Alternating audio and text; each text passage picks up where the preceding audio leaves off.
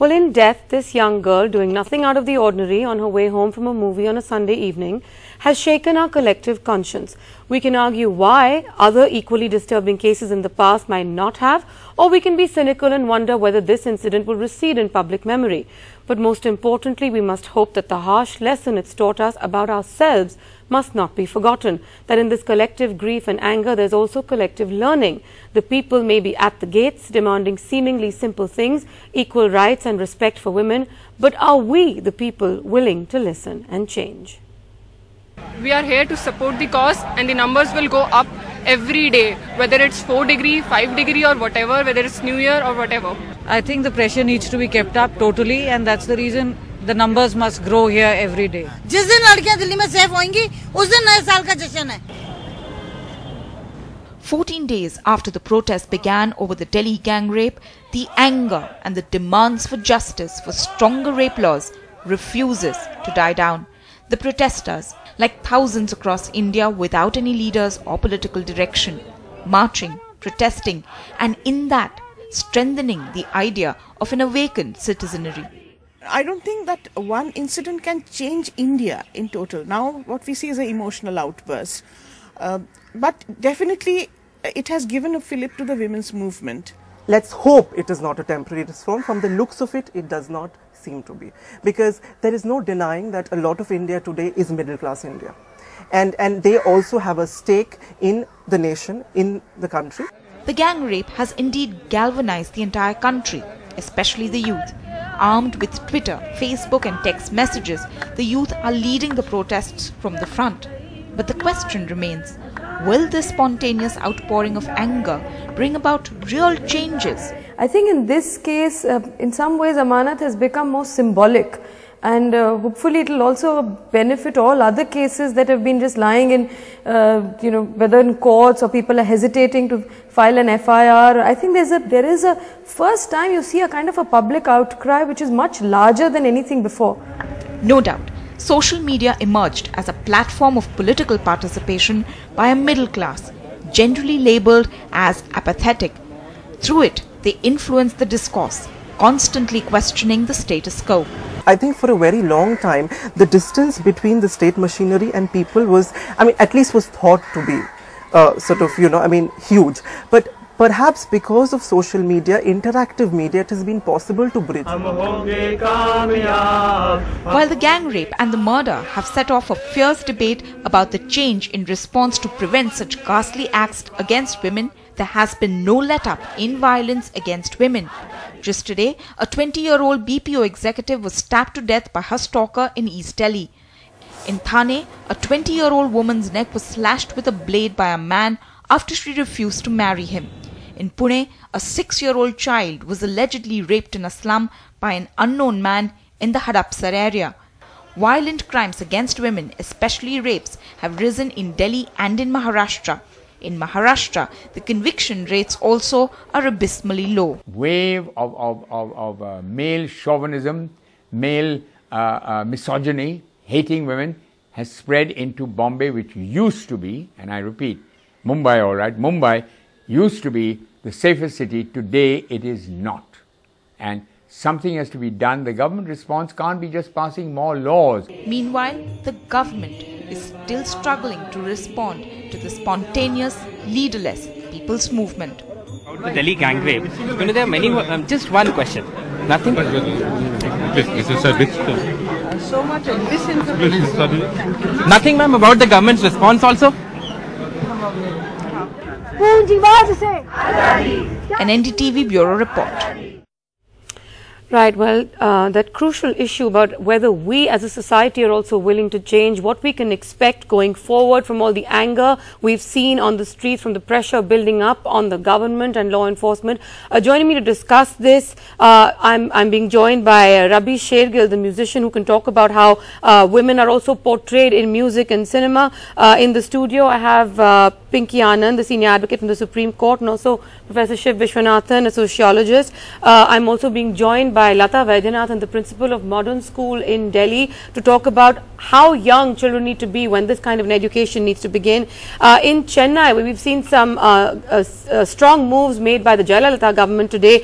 Sudha Ramalingam, who's a member of the PUCL, and also from Hyderabad, Renuka Chaudhary joining us as well.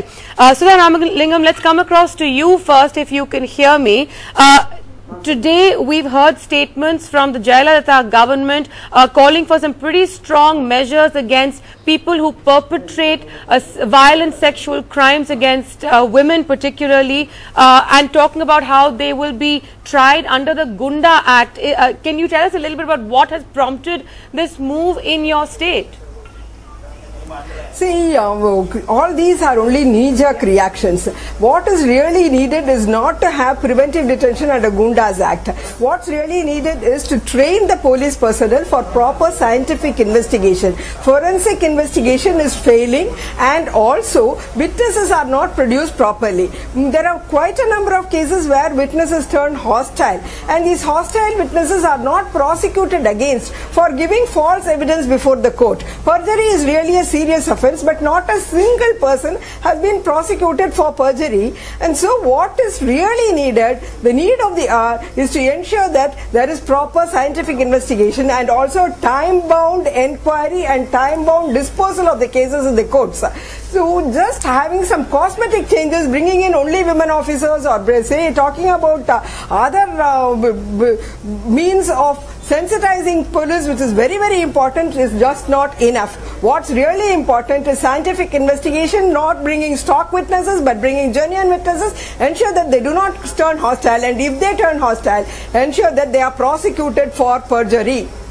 Right, Ms. Ramalingam, those are important points. Ensure that they're prosecuted for perjury if they turn hostile, but you're actually talking about a situation where these cases actually do come to trial. Renuka Chaudhary, let me take this across to you. The Tamil Nadu government, for better or worse, looking at the kind of public sentiment brewing, the kind of public pressure brewing, has announced certain measures today. Now, whether we as a nation or you as a government agree with those measures is a different matter. But do you think that it takes this kind of public pressure to get a government to sit up, take notice, and indeed act? And is it only a government's responsibility at the end?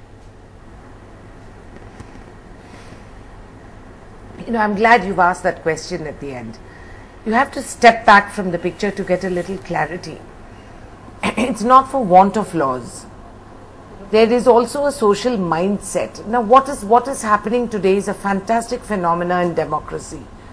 It is by the people, for the people, of the people. The fundamental principles of a democracy that people have turned out there with no real leadership or no real political movement, but purely as a people's movement.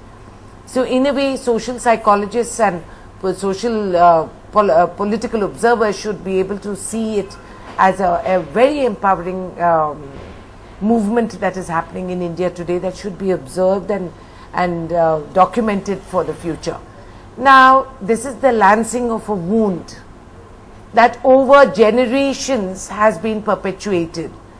There are children who are witness to the violence at home, where the father gets drunk and beats up the mother. They're witness to the fact that they see the fathers having extramarital liaisons, believing that he's financially provided for the family, so he's entitled to do what he wants, and that he doesn't respect the women. You have children who have come out today who couldn't express at home, and their homes, adults, people who've come out today into the forum to express what they were not allowed in the past.